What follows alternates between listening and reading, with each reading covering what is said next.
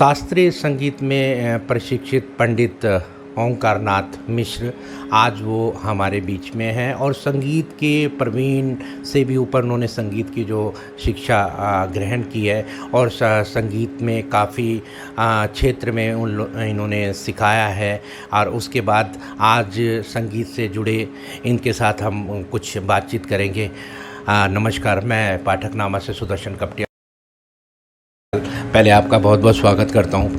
धन्यवाद, बहुत बहुत धन्यवाद आपका। ये पहला मेरा प्रश्न ये होगा कि आप संगीत से जब से जुड़े हैं और अब तक का आपने संगीत में पहले में और अब में क्या अंतर देख रहे हैं?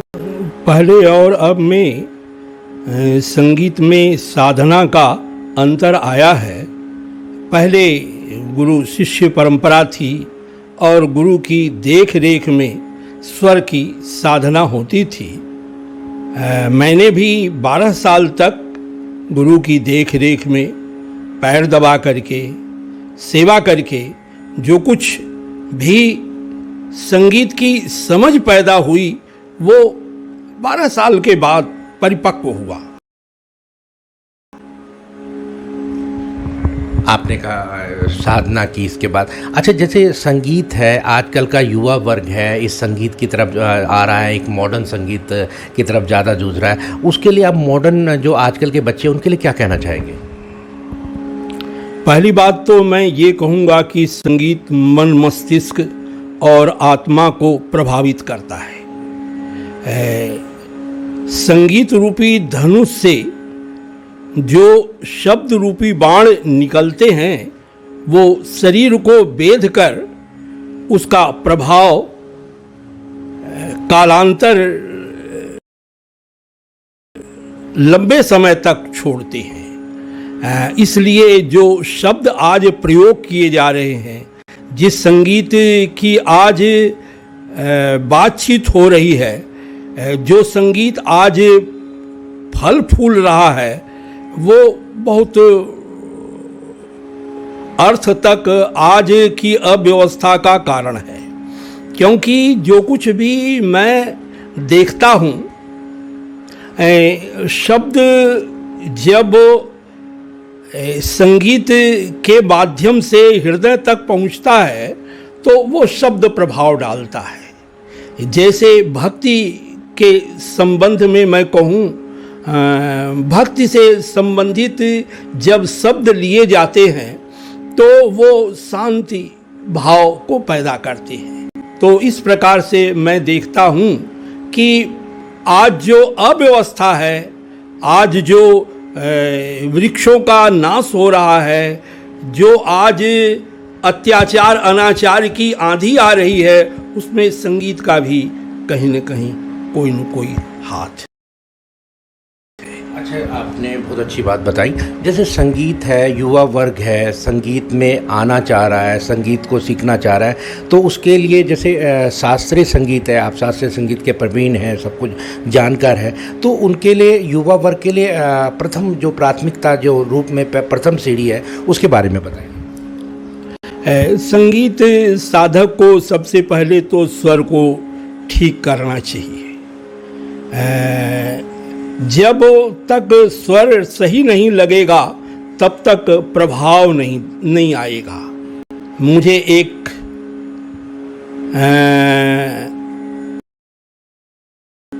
तानसेन के काल की घटना याद आती है। एक स्वामी हरिदास जी का एक शिष्य था जिसने 12 साल में 3 स्वर साधा था, सा, रे और ग। एक बार हुआ कि अकबर के दरबार में जाकर के मैं देखूं कि मेरा तानसेन नामक जो शिष्य है वो कैसी स्थिति में है। तो आया तो तानसेन का बड़ा नाम था। अकबर को सूचना मिली कि एक तानसेन का और शिष्य और हरिदास जी का एक शिष्य और तानसेन का गुरु भाई आया हुआ है।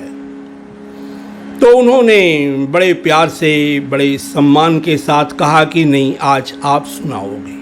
उसने कहा मैंने तो राग कोई नहीं सीखा, नहीं कुछ बंदिश आई, लेकिन 3 स्वर का प्रयोग मैं आज करके दिखाऊंगा। तो अकबर राजी हो गया, कहा कि ठीक है 3 स्वर आप सुनाओ, 3 ही स्वर सुनेंगे।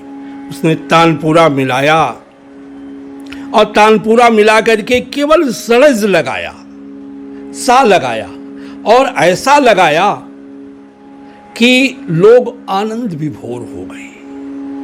आनंद जब अति की ओर चला जाता है तो व्यक्ति चेतना अपनी खोने लगता है। मैं संगीत में एक चीज़ और देखता हूँ, शास्त्रीय संगीत में जो गुरुजन हैं वो एक बात जरूर कहते हैं कि सा को साधिए। ये सा को साधने का क्या मतलब है?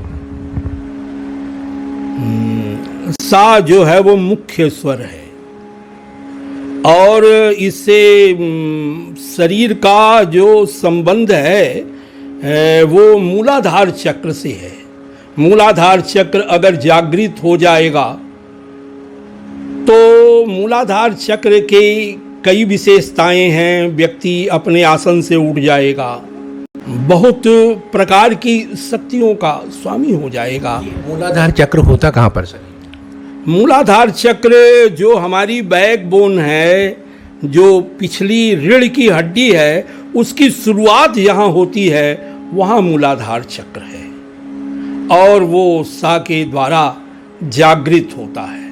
अगर ज़्यादा सा का अभ्यास किया जाए, सड़ज साधा जाए, सड़ज के स्थान पर सा के को ओम के रूप में बोला जाए, जैसे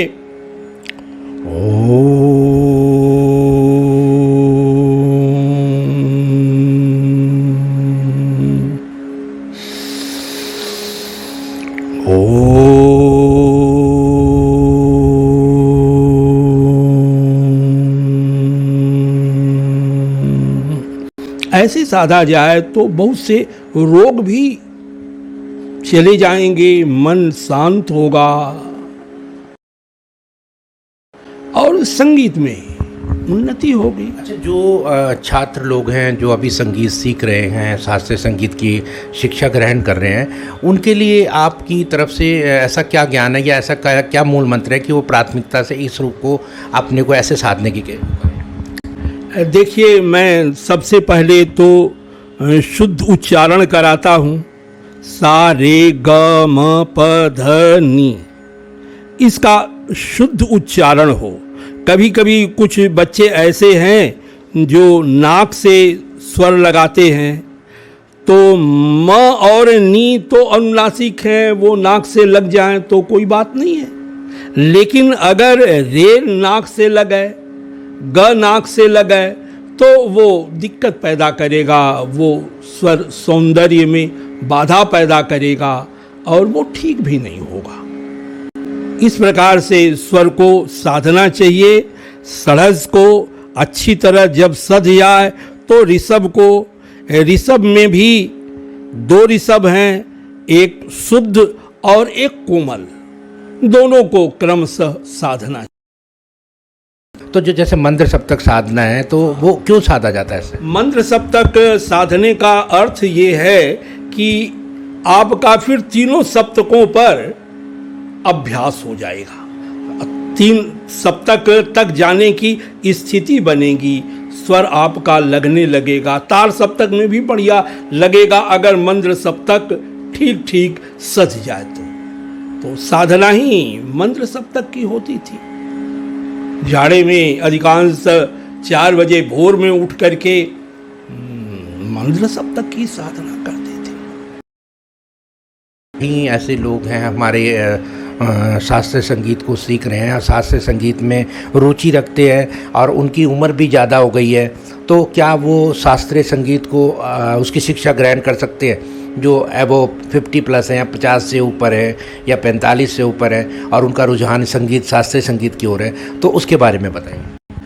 कोई भी व्यक्ति चाहे कितनी भी उम्र हो, जब स्वरों को साधेगा तो एक तो उसके विकार नष्ट होंगे, काम, क्रोध, लोभ, मोह, मद, मत्सर, यही दुख के कारण हैं। और ये धीरे धीरे जब स्वर सधने लगेगा तो फिर ये कमजोर पड़ते जाएंगे, और सच्चा स्वर जब लगने लगेगा तो ये विलीन हो जाएंगे। और मन को साफ करने के लिए संगीत से बढ़िया कोई नहीं है।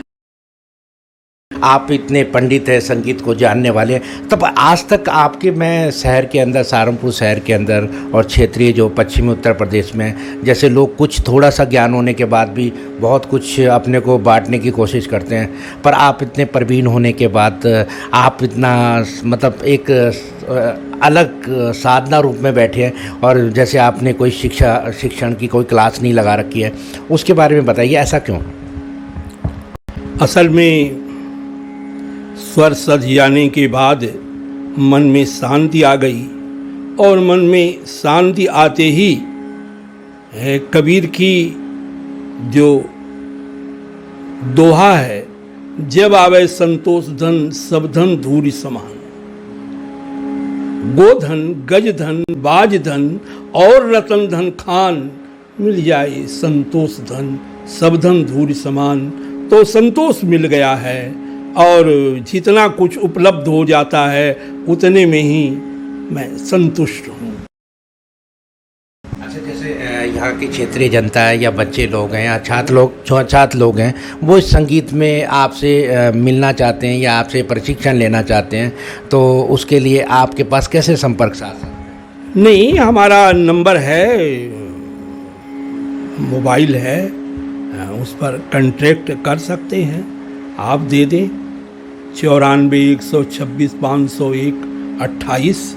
जो विशेष तौर से शांति की साधना करना चाहते हैं, जो जीवन से क्लेश है उसे मिटाना चाहते हैं, उसके लिए हमारे पास पैकेज है, और भक्ति संगीत के माध्यम से मैं उस पैकेज को लागू करता हूँ। अभी आपने बहुत अच्छी बात बताई, ठीक है, आप संगीत में अगर सीखना चाहता तो संपर्क भी कर सकता है। तो अभी तक मैंने ये संगीत के बारे में पूछा, मैं अब ये जानना चाहूँगा कि अब तक का जो आपका संगीत का सफ़र है, शुरू से और अब तक का, उसके बारे में बताइए। शुरू से संगीत का सफ़र मेरा यूँ शुरू हुआ कि हम लोग निर्धन परिवार में जन्म लिए थे, और 1955 में हमने गुरु से दीक्षा ली। बड़ा विचित्र जमाना था,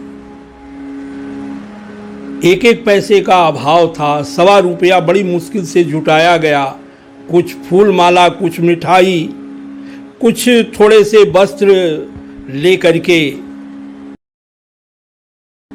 मैं अपने गुरु के पास गया और गुरु से निवेदन किया कि हमें शिष्य रूप में स्वीकार कर लें, और उन्होंने शिष्य रूप में स्वीकार किया। मेरे गुरु का नाम पंडित संजीवन जी मिश्र था।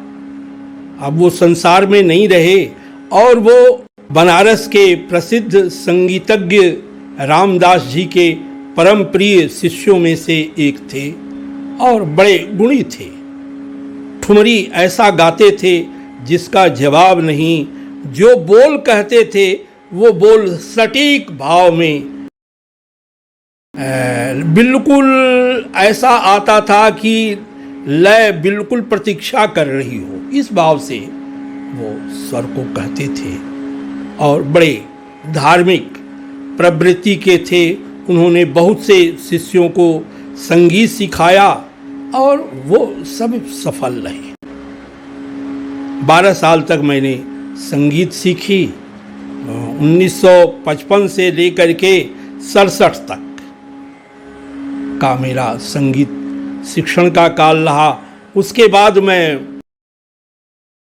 कुछ छोटे मोटे प्रोग्राम देता रहा।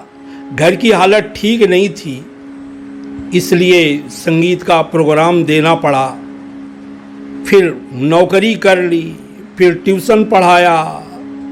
शिशु मंदिर में मेरी 3 साल की नौकरी रही। उसके बाद फिर मैं इंटर कॉलेज में आ गया।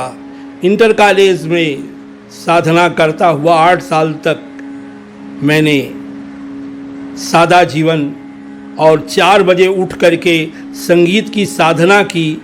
उसके बाद फिर पब्लिक सर्विस कमीशन से चयन हो करके मैं राजकीय प्रशिक्षण महाविद्यालय, जो राजकीय जूनियर बेसिक ट्रेनिंग कॉलेज और क्षेत्रीय शिक्षा संस्थान के नाम से भी जाना जाता था, मुजफ्फरनगर में 25 मार्च 1980 को ज्वाइन किया।